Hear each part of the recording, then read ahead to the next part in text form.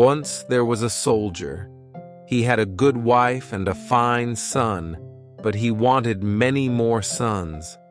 One day, his wife became pregnant, and the soldier was very happy. "The baby will be a boy," he said. "I'm sure it will be a boy." He called his son and said to him, "Listen, my boy, a war has started in our country. I'm a soldier and I must go and fight. I will be far away, and you will be the only man in the house. You must take care of your mother.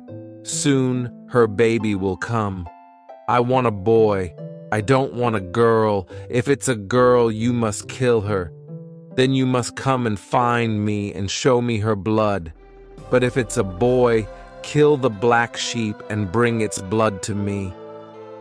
The boy was unhappy. "Father," he said, "I can't kill my own sister." "You must be a man now," his father answered.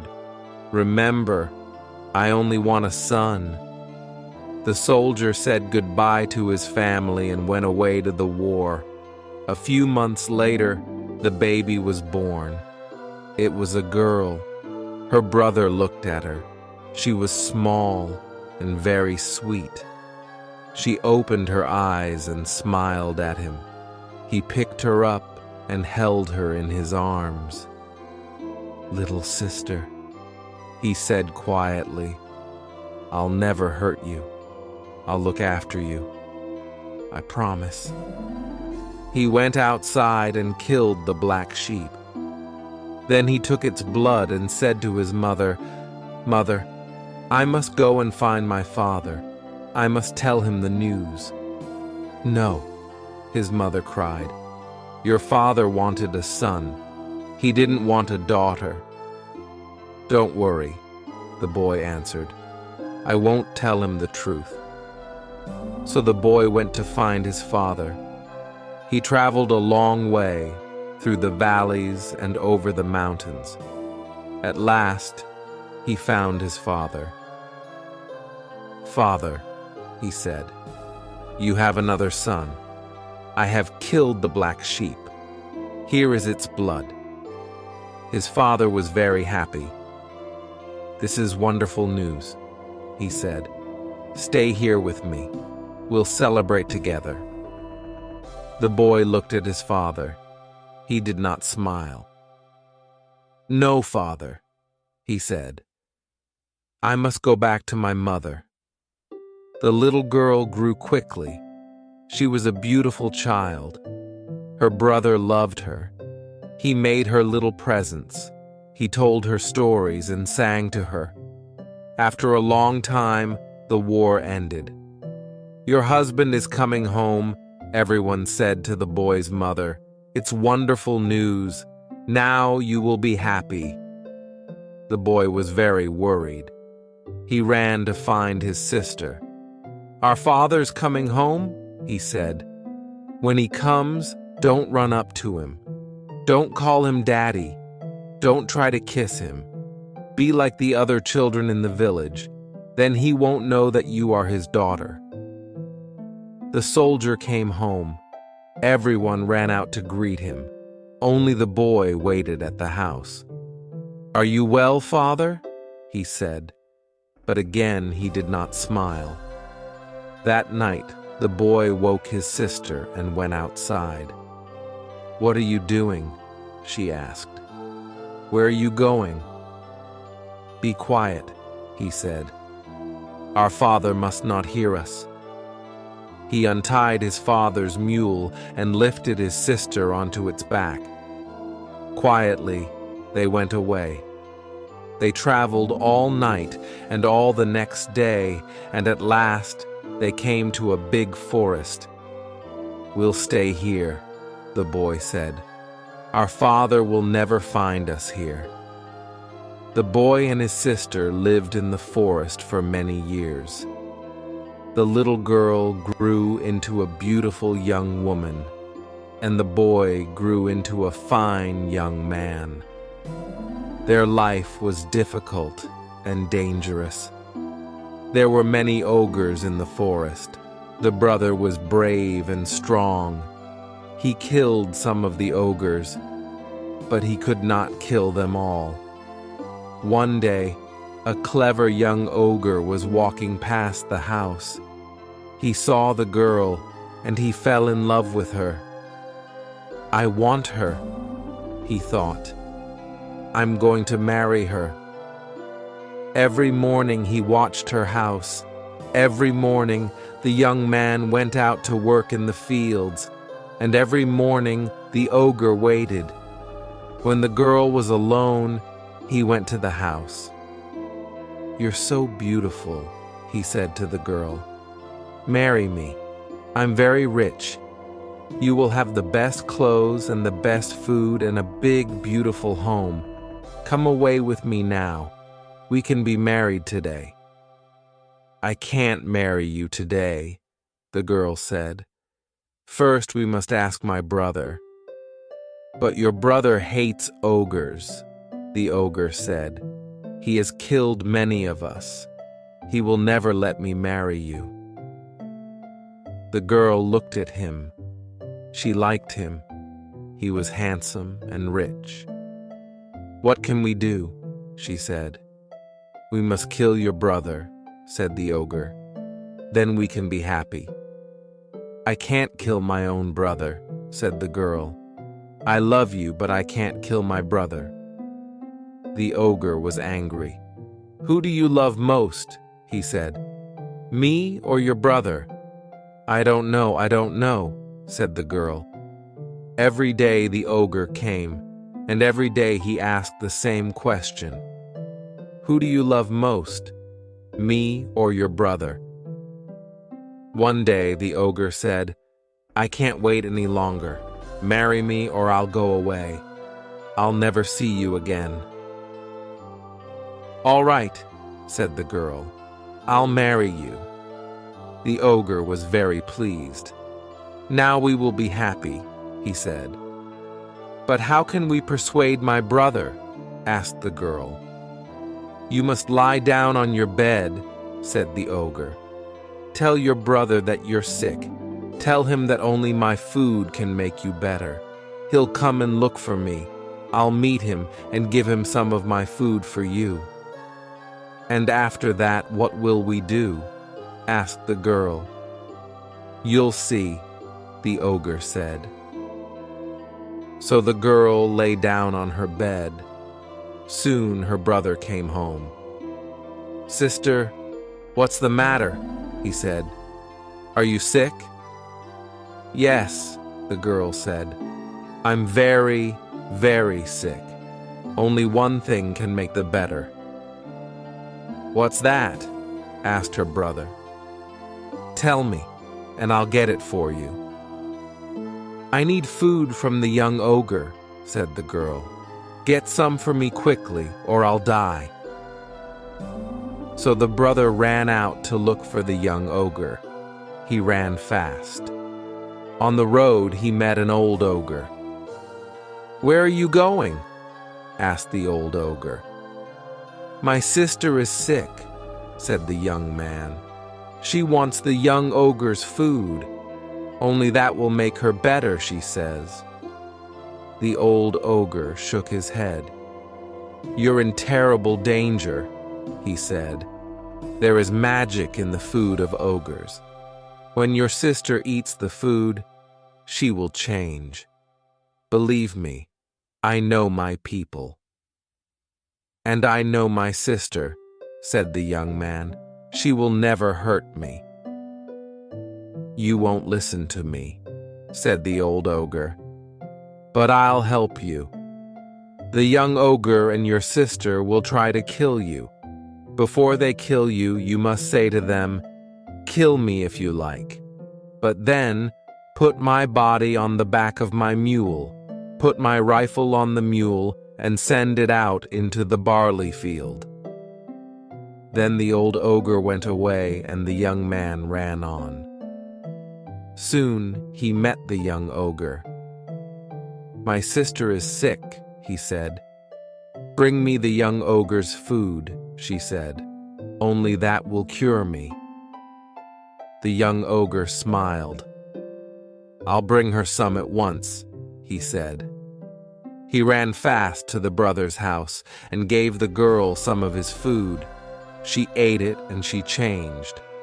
Now she was ready to kill her brother. Her brother came into the house. His sister was standing up. "Sister," he said, "you're better." "Yes," she said. "The ogre's food is a wonderful medicine. I'm quite better now. I feel strong and very happy. Brother, when I was sick, I had a dream. I remembered our father's house. We used to play a game. First, I tied you to the post of the house, and then you tied me to the post of the house. Do you remember that game?" Her brother smiled.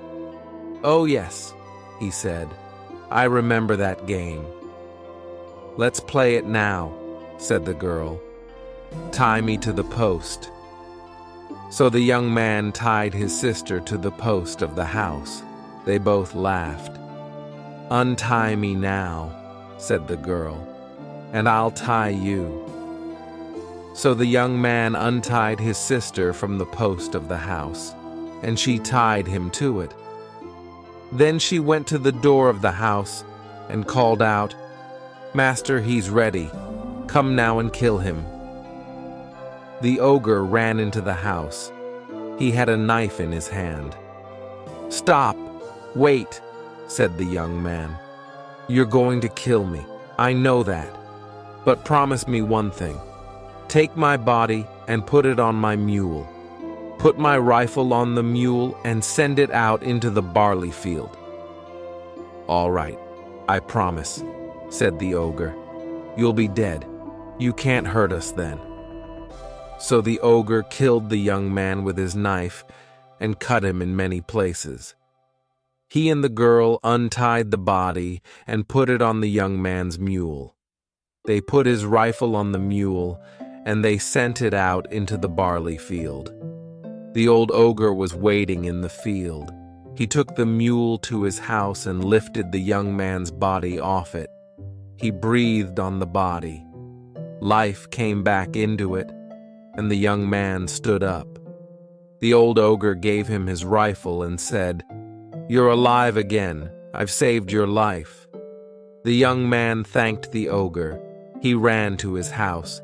He killed the young ogre with his rifle. Then he took his sister and put her on the mule. He drove the mule back to his parents' house. "Look at your daughter," he said to them. "I saved her life, but she killed me." "This is a terrible story," everyone said. "It shows us one thing. You can be good and kind to people, but they will not always be good and kind to you." What do you think? There are many ideas and meanings in this story. Some people will find one meaning. Others will see different meanings. Which of these meanings is the most true for you? There are no right or wrong answers. Just say what you think. This story shows that a father who does not love his daughters will bring trouble to his family. The story is about the love between brothers and sisters. The story shows that a bad person, like the young ogre, can turn someone against their own family. The story shows that a good person, like the brother, will win in the end. The story shows that when a person does something bad, they are punished.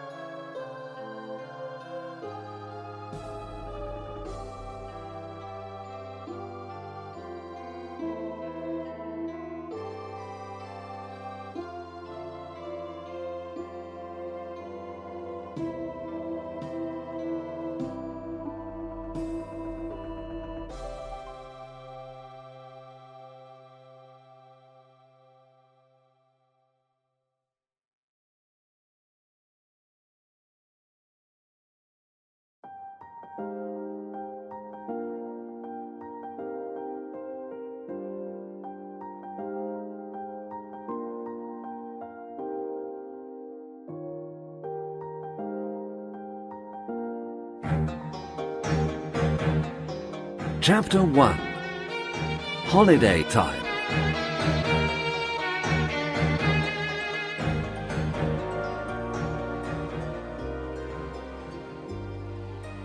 Laura and Max are twins. They live in London with their mum and dad. They always have interesting adventures on holiday. They visit different cities and countries. This summer, they are going to stay in a small cottage in the country. The cottage is in a village called Stone Cross, near Salisbury. Max and Laura aren't very happy. Boring, says Max. He looks at the map. the cottage is in the middle of a field. What can we do in the middle of a field? Why are we going there? Asks Laura. Their dad is very tired. He says he wants to relax and to sleep a lot. Their mum loves the country. She wants to walk and paint, It's a very beautiful part of England, she says. full of culture, tradition, mystery. Mystery? Say Max and Laura together. Mystery? Okay, let's go.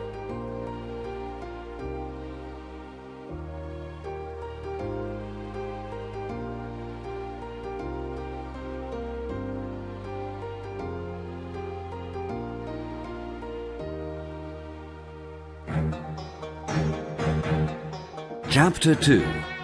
Stone Cross.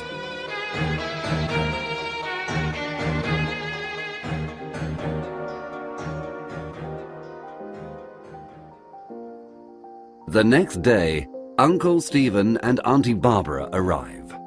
They have lots of suitcases. This year, the two families are going on holiday together. Mum drives her car. Dad sleeps. Dad always sleeps. Uncle Stephen and Auntie Barbara follow in their slow, old car. 2 hours later, they arrive at Stone Cross and find their cottage in the middle of a field. There are green hills, beautiful cottages, flowers, sheep, and cows everywhere. It's lovely. Say Max and Laura. It's perfect! Say Mum and Auntie Barbara. Dad says nothing. He is sleeping in the car. What do you think, Stephen? Do you like it? Uncle Stephen doesn't answer. He is looking into the distance. His eyes are very black and strange. What's the matter, Stephen? Asks Auntie Barbara. Don't you like the cottage? Yes, it's wonderful. He says. Come on, everyone. Let's take these suitcases inside. Wake up, Andrew! Dad wakes up. What? Where are we? We're here at Stone Cross. Come and help. We must take the suitcases into the cottage. They take the suitcases and go inside. But Uncle Stephen waits. He wants to talk to his wife. Barbara, I must tell you something. He says. His voice is very serious. This place Yes, darling. is in my book. Do you remember? The book I am studying about mysteries. But, Stephen, that book is very old. It's full of strange codes and secret messages. Exactly. Don't you understand? This is the place where... Come on, Barbara. Come on, Stephen. Shouts Mum from the cottage. We're coming! Uncle Stephen and Auntie Barbara answer. But when they walk to the cottage, their faces are white. They look very worried.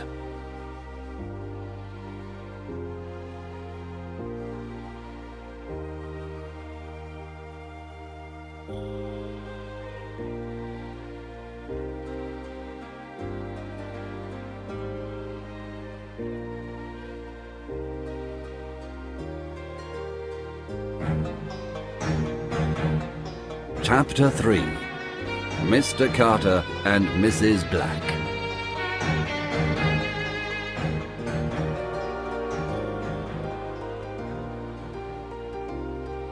The cottage is big. There are 4 bedrooms and 2 bathrooms upstairs. Downstairs, there is a big kitchen, a living room and a study. Uncle Stephen wants to use the study. He must finish some work during the holiday. Uncle Stephen is a historian. What does Uncle Stephen do exactly? Laura asks. Her mother replies, He studies history. Max is confused. But I study history too. At school. But it's not my job. Yes, but Uncle Stephen writes books about history. He thinks about history. He tries to understand the things that no one understands. For example? Asks Laura. Well, Mum replies, for example, the mystery of Stonehenge. So, what about Stonehenge? What is its mystery? No one really knows. Ask Uncle Stephen. Tomorrow we can go to see it. Suddenly there is a knock at the door. Mum opens it and an old man comes in. He has white hair and an angry face. My name's Carter, He says in an angry voice. I look after this cottage. Is everything okay? There is wood for the fire in the garden. There are sheets and pillows upstairs. If you have a problem, tell me. Have you got any problems? Now Mum remembers. Yes, Mr. Carter is the caretaker. He looks after the cottage when no one is staying in it. Thank you, Mr. Carter. It's very kind of you, but we have no problems. Mr. Carter wants a problem to solve, so he is not very happy. He goes to the door. Then he stops suddenly, turns around and looks at them. Mrs. Black is coming, He says. Mrs. Black is coming soon. Be careful. He opens the door and goes out. What? Asks Mum. Who is Mrs. Black? Asks Max. And why be careful? Is she dangerous? Asks Auntie Barbara. Probably a witch from Stonehenge. Says Laura. Everyone laughs. Don't talk about things you don't understand. Says Uncle Stephen. There is another knock at the door. They all stop. There is silence in the room. Max opens the door.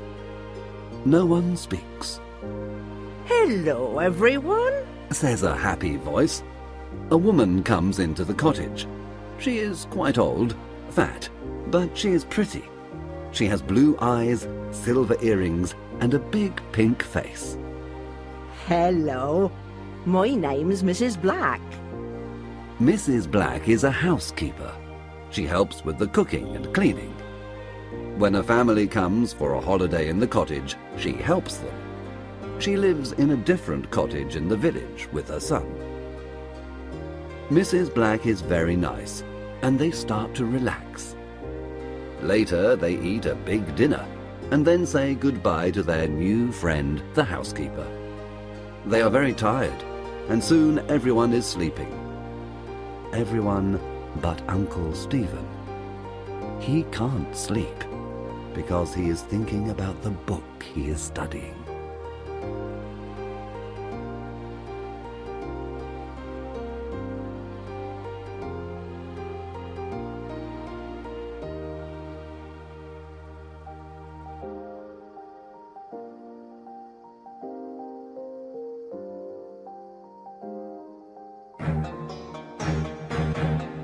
Chapter 4. Laura and Max explore the village.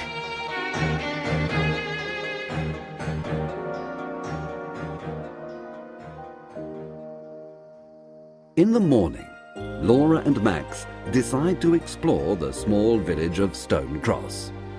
Bye. Have a nice time. Come home for lunch at 1 o'clock. Says their mother. In the square there is a post office, a baker's, a greengrocer's, a newsagent's, and some other small shops. Let's buy something to drink in this newsagent's. Says Max. It's very hot. A woman is working in the shop. They say, Good morning. and smile at the woman, but she does not smile at them. She looks at the twins with cold eyes. You two aren't from Stonecross. What do you want? The woman is not very friendly, 2 cans of Coke, please. says Max. £1.60. She gives them 2 cans of Coke, and they give her the money.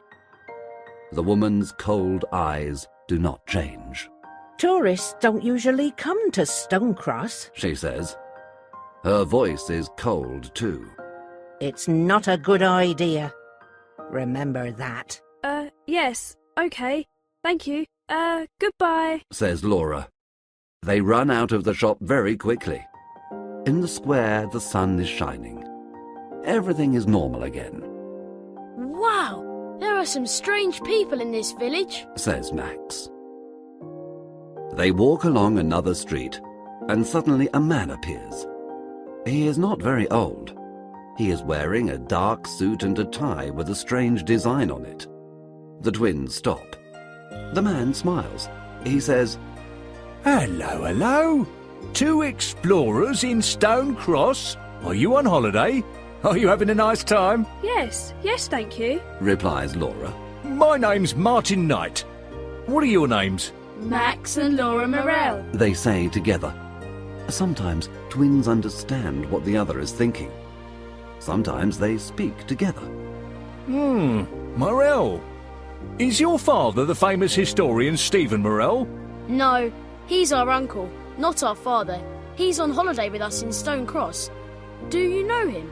The man doesn't answer Max's question. I see Stephen Morell is here in Stone Cross. Very interesting. And tell me, what is he studying at the moment? Oh, a really old book about mysteries and secret... Sorry, Mr. Knight, but it's very late.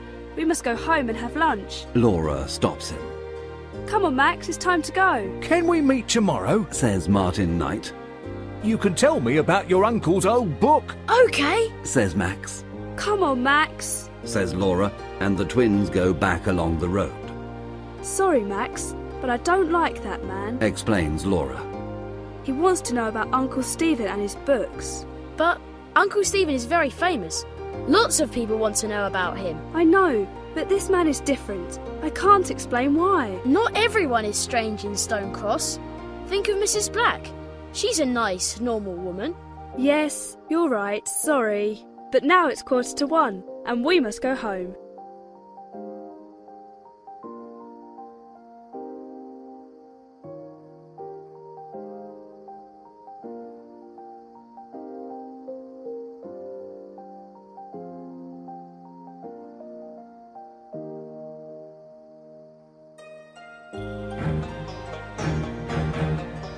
Chapter 5.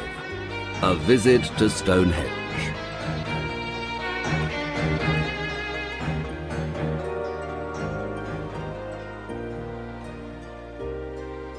When the twins get home, everyone is waiting for them. Mrs. Black is there too. What do you think of our little village? She asks. The village is lovely, but some of the people are strange. Replies Laura. Mrs. Black laughs. I know. Don't worry about the people. They don't see many tourists. Not many people come to Stonecross. Are you ready to go to Stonehenge this afternoon? Asks Auntie Barbara. Mrs. Black says, Ah, you're going to Stonehenge. It's nothing special. A circle of old stones, that's all. Stonehenge is near the village of Stone Cross. They take the cars, and in 20 minutes they are there. Laura suddenly shouts, Look, there it is, there it is. and down in the valley they see Mrs. Black's circle of old stones. It's spectacular, Says Uncle Stephen. It's incredible. Says Mum. It's magnificent. Says Auntie Barbara. Wow. Says Laura. It's not very big. Says Max. Shut up, Max! Says everyone. Andrew, what do you think? Do you like Stonehenge? Andrew? Dad doesn't answer. he is sleeping in the car. Andrew, wake up now! This time, Mum is very angry. Around the stones there is a fence. People can't touch them, but they can go very near and take photographs. Let's get an audio guide. Suggests Mum. You listen and it tells you the story of Stonehenge. Everyone gets an audio guide and they start to walk around the enormous stone circle. Uncle Stephen walks in the opposite direction and looks at his old book of mysteries. He reads something and then looks at the stones. Then he walks away. He looks at the hills and the trees near the stones. 3 hills around the stones. Yes, it is a type of triangle, He says to himself. Then he looks at the stones again. Uncle Stephen is thinking. Half an hour later, the others return. Stonehenge is fantastic! They say. But Uncle Stephen is not listening. He is reading his book again and looking at the stones and the hills around them. Time for something to drink. Says Mum. They all walk to the small cafe near the tourist shop. Come on, Stephen. Are you coming with us? Finally, Uncle Stephen puts his book in his bag and follows the others.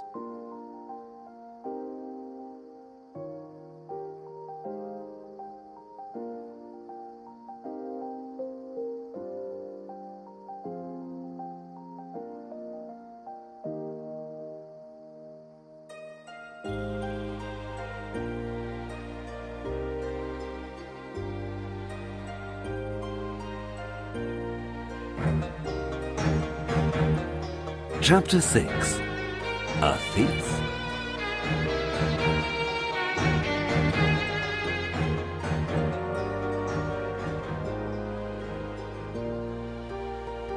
The family finally gets back to the cottage. Everyone is very happy, but they are also tired. The sun is shining and everything seems in perfect order. They park the cars and go to the cottage. That's strange, Says Dad. I can't move the key. I can't open the door. Let's try the other door. Mum says. They walk to the small door at the back of the cottage. Suddenly everyone stops. The door is open, Impossible! says Laura. Only Mrs. Black has got a key. Mum and Auntie Barbara scream. Thieves! They say. Inside the cottage there is chaos. The cupboards are empty, the drawers are open, and things are on the floor. Our money, Says Dad. My jewellery! Says Mum. Uncle Stephen says. What's missing? We must phone the police. They look in all the rooms, but nothing is missing. Look, our money is here. The thief doesn't want money, Says Dad happily. And look, my jewellery is here. He doesn't want my diamond ring. Says Mum. So why? What is interesting for a thief here? Asks Max. Uncle Stephen's face is very serious. I think I know the answer to that question. This is what the thief wants. He says, and takes the book of mysteries from his bag. That old book? But why? Asks Max. I am studying the mystery of Stonehenge. Some people think that it is an ancient computer. Uncle Stephen explains. I don't understand. Says Laura. Ancient people understand lots of things that we don't understand now. Things about the stars, about energy, mathematics, and communication. We think that Stonehenge is an enormous computer. It connects information to other ancient computers round the world. Like the pyramids? Says Laura excitedly. Exactly. Perhaps these computers communicate with spacemen too. Wow! Says Max. Uncle Stephen continues. My old book of mysteries has a secret code, but there is a symbol I don't understand. I want to understand the symbol, because I want to understand Stonehenge. This computer can be very dangerous because bad people can use the information. We must protect the book, do you understand? Yes. They all reply. Now, let's tidy the house. Everyone must keep their eyes and ears open. Yes. They all reply. The twins are tidying the house. Suddenly Laura stops and says, Max, look! What do you think this is? she gives her brother a small silver object.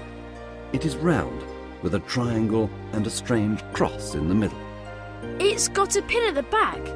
It's a brooch. Yes, perhaps it belongs to the thief. Let's give it to Uncle Stephen. They tell their uncle the story, and he looks at the small object. He puts it in his desk, and his face is serious. He doesn't say anything. Max and Laura go into the living room. There's something strange about that object, Laura. Says Max. I know that symbol. Yes, Says Laura. me too. I recognise it. But where from?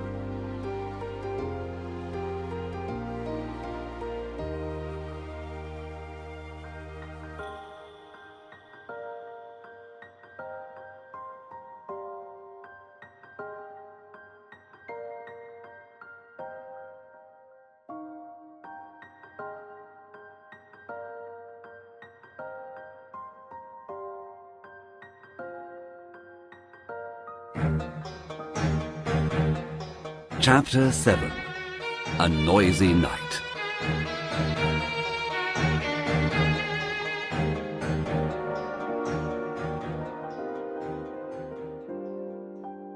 At 7 o'clock, Mrs. Black arrives. She helps cook the dinner and listens to the story. Terrible. She says, Every summer there are thieves in Stonecross. They know there are lots of tourists, you see. But you say that tourists don't come here. answers Laura. Yes, well, it depends. Some summers there are a lot. Some summers there aren't a lot. Suddenly, a telephone rings. It is Mrs. Black's mobile phone.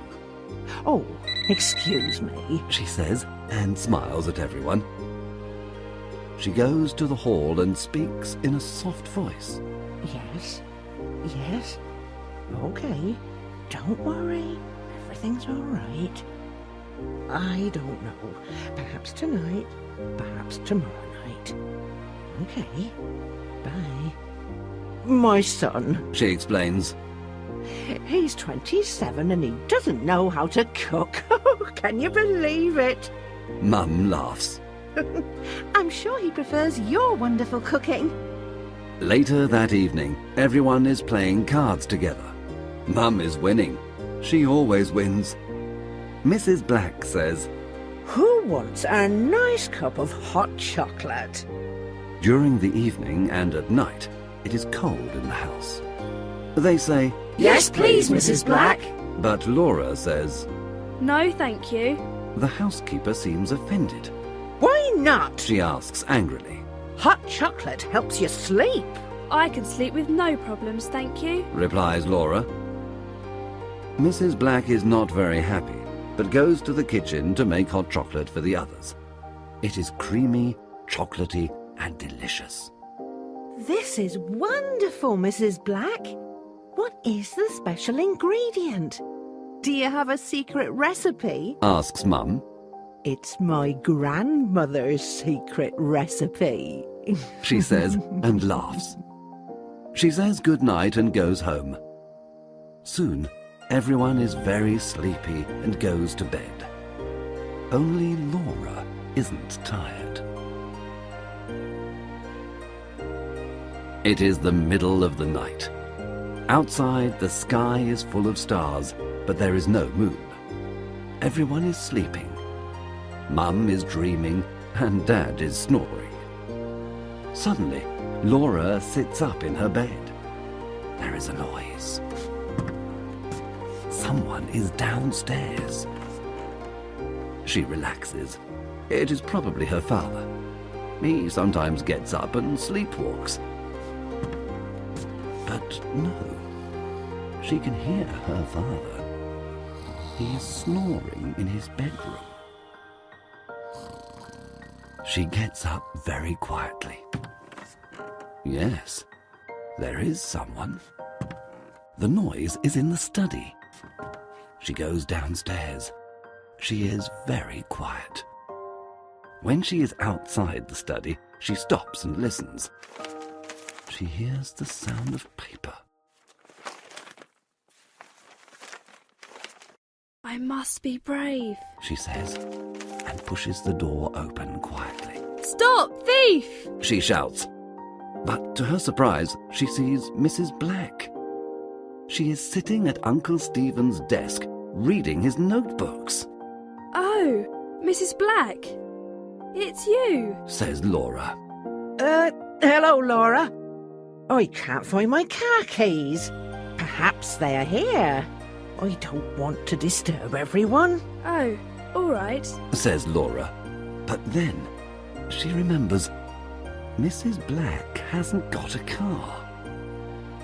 At that moment, Dad and Uncle Stephen arrive. They think there is another thief.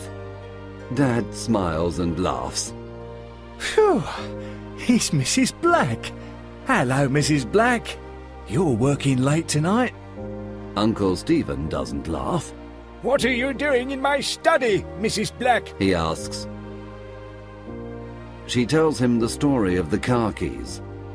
Uncle Stephen replies, Tomorrow, we can all look for the keys together. Now, it's time to sleep. Good night, Mrs. Black. He opens the door and the housekeeper goes out. She doesn't look at Uncle Stephen when she says, Good night, everyone.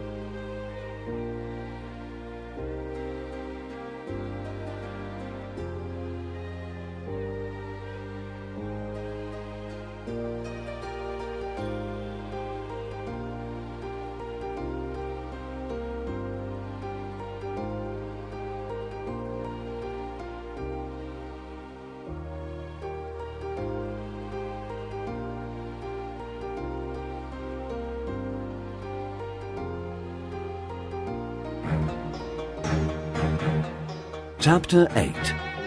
Now I remember.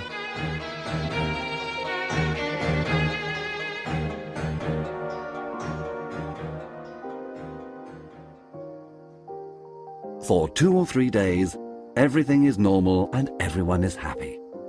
Mrs. Black says her son has got the car keys and they aren't lost after all. Laura looks at Mrs. Black, but decides not to say anything. On Wednesday afternoon, Mum and Dad go walking. Dad wants to sleep, but Mum says, No, Andrew, you can't sleep all holiday. Oh, all right. He replies, but he is not very happy. What about you, Stephen? Come with us? No, thank you. I must work. Auntie Barbara laughs and says to Mum, Sarah, your husband sleeps all the time, and my husband works all the time. Don't laugh, Barbara, replies Uncle Stephen. My work is very important. Everyone laughs. Sometimes Uncle Stephen is very funny. Today, I want to work a lot. Please don't disturb me, he says, and goes to the study. Can I come with you two? Asks Auntie Barbara. Of course, they reply. They all put on their walking boots and say goodbye to the twins. Max and Laura decide to explore a different part of the village. In the village there is a small hill. It is a strange shape, and on the top there is a stone cross. The village probably has the name Stone Cross because there is a stone cross on the hill, says Laura. Very clever, Sherlock. Says her brother. They look up to the cross on the hill. 2 people are talking near it. The sun is behind them, and the twins can't see very well. Who are those 2 people? They ask together. Mrs. Black and Martin Knight. Let's go and listen. Says Max. No, Max. Says Laura. We mustn't listen to... Suddenly she stops. Her face is white. Max, now I remember. Max's face is white too. he remembers the same thing. I know. Me too. The symbol. Yes, I know where it comes from. Yes, Mrs. Black's earrings. It's the same symbol. What? I remember it from Martin Knight's tie. What? This means Mrs. Black and Martin Knight know the thief. Perhaps one of them is the thief. Do you remember Mrs. Black reading Uncle Stephen's notebook? Do you remember Martin Knight's questions? What can we do? Come on, Laura. Follow me, says Max. They start to go up the hill, but Mrs. Black and Martin Knight aren't there. We're too late. Where are they now? Says Laura. I don't know, answers Max. Come on, let's go home and tell Uncle Stephen what we know. They start to walk home, but on the hill, 2 dark shadows are watching them from behind the stone cross.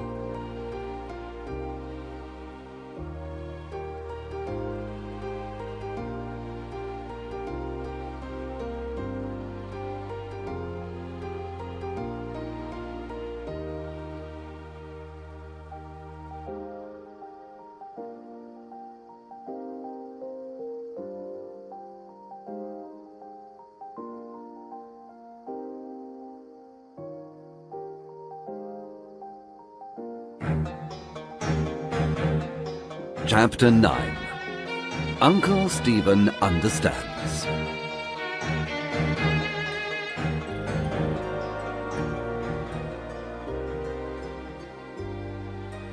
Uncle Stephen is happy. Finally, he can work in peace. He makes a cup of tea and goes into his study. On his desk, there is the old book of mysteries and the silver brooch with the strange symbol. He takes the brooch in his hand and looks at it. He knows it is part of the mystery, but how? The circle is similar to Stonehenge. The triangle is similar to the hills around it. But what does the cross mean? Uncle Stephen recognizes the symbol, but where from?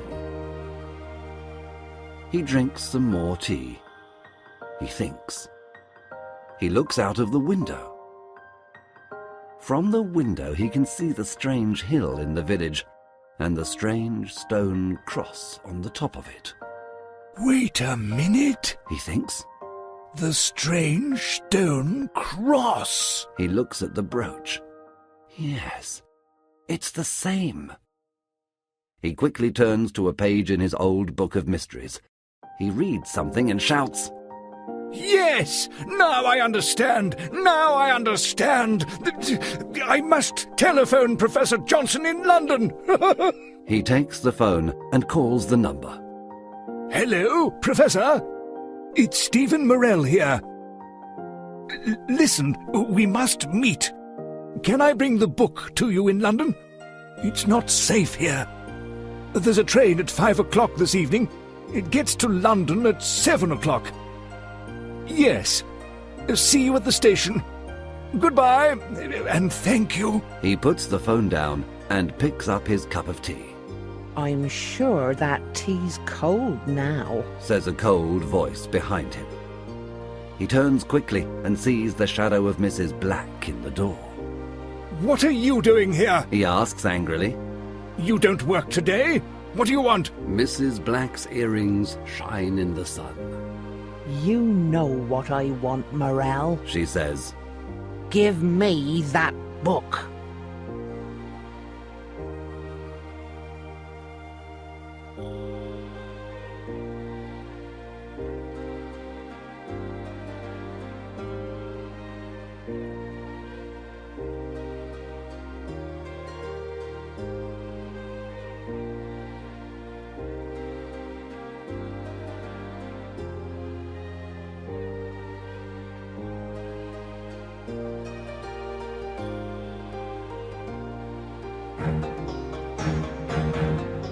Chapter 10. A Doctor's Visit.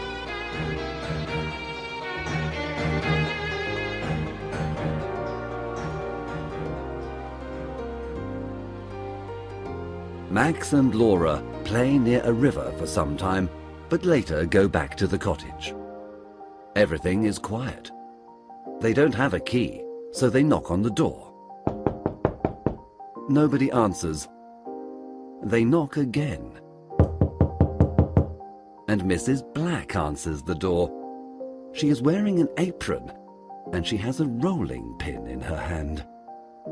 She says, Hello, children. I'm making a delicious chocolate cake for lunch. Your Uncle Stephen doesn't feel very well. Your parents aren't here, and I want to help. What do you mean? Uncle Stephen's fine. says Max. He has a headache and a temperature. Mrs. Black replies, He works too hard. This is very strange. Uncle Stephen is never ill. Max and Laura don't believe the housekeeper. I want to talk to my uncle. Says Laura. Me too. Says Max. Mrs. Black is a big woman. She stands in the door, and the twins can't pass. It's not a good idea. She tells them. Your uncle is upstairs. He's resting. I want to see my uncle. Now! Repeats Laura. You can't see him! There is a doctor with him now! Mrs. Black shouts. Laura pushes the woman, and she falls to the floor. Max runs past her too. They go to the study, but their uncle is not there. They run upstairs. Uncle Stephen! Are you all right? Shouts Laura, but there is no answer. Max opens the bedroom door. Uncle Stephen is lying on the bed. He cannot move his arms or legs because there is a rope around them. There is a big bump on his head, and his eyes are closed. Is he dead? Asks Laura in a frightened voice. No, he's sleeping. Max replies. Look, he's breathing. Yes, he's sleeping. Says a familiar voice. They look up and see a man in the room. Martin Knight. They say together. Oh, yes, He laughs. your uncle is sleeping. Now we can take his book and discover the secret of the stones. Now no one can stop us, especially two stupid children. At that moment, Mrs. Black arrives. I see you know my son. She says. She is holding the rolling pin. Suddenly, Max understands what she wants to do. Quick, Laura! He pushes his sister to the floor. The rolling pin misses Laura's head. Max jumps up. He tries to take the rolling pin from Mrs. Black. Laura gets up and starts to run away. Martin Knight tries to stop her, but she is very fast. Suddenly, outside, they hear the sound of a siren. It is a police car. Quick, the police! Shouts Martin. He and Mrs. Black run. When they arrive at the door, there are two policemen waiting for them. They put handcuffs on the two criminals and push them into the police van. Laura telephones for an ambulance for Uncle Stephen. Max speaks to the policeman. Thank you, He says. but I don't understand why... He stops. Under a tree in the garden, he sees an old man. Mr. Carter!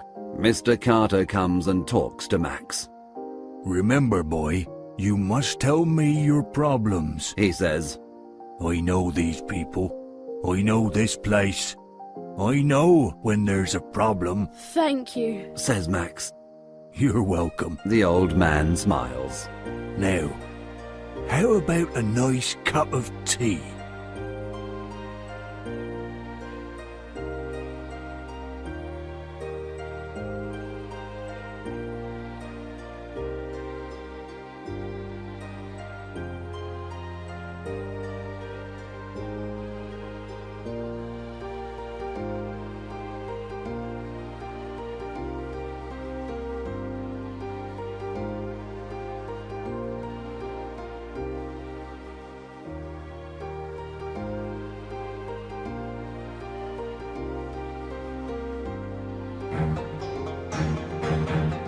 Chapter 11. The Secret of the Stones.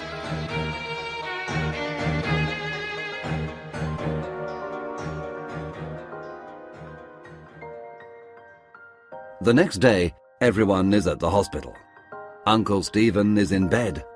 The doctor says that there is only one problem, the big bump on Uncle Stephen's head. Uncle Stephen opens his eyes. Hello, Barbara. What day is it? It's Thursday, darling. Oh, hello, Andrew. Hello, everyone. What are you doing here? Don't you have school today, children? It's the summer holiday. Laura replies. We're in Stone Cross, remember? Says Max. Stone Cross? Holiday? No, I don't remember. We're in London, I think. Uncle Stephen doesn't remember. He doesn't remember about the holiday, about Mrs. Black and Martin Knight, and most important of all, he doesn't remember about the secret of the stones. You remember the symbol? The brooch. The old book of mysteries. They ask him. He smiles and says, No, sorry. A policeman arrives. He tells them that the two criminals, Martin Smith and his mother, Dorothy Smith, are part of a secret organization. The name of the organization is the Black Knights, he says. They want to find the secret of Stonehenge and use the secret to become rich and powerful. Mr. Morell is the only person who knows the secret, and... But I don't know the secret, says Uncle Stephen. I'm sorry, everyone, but I can't remember. Perhaps it's the best thing. Says Auntie Barbara. The stones can keep their 5,000-year-old secret. It's not right to take it from them now. Everyone agrees. Perhaps we can find another secret next holiday. Say Max and Laura together. Perhaps next holiday I can stay in London, says Uncle Stephen. He rubs the bump on his head. Poor Uncle Stephen. Everybody laughs. No more adventures this summer, says Max. But perhaps at Christmas, says Laura. Who knows?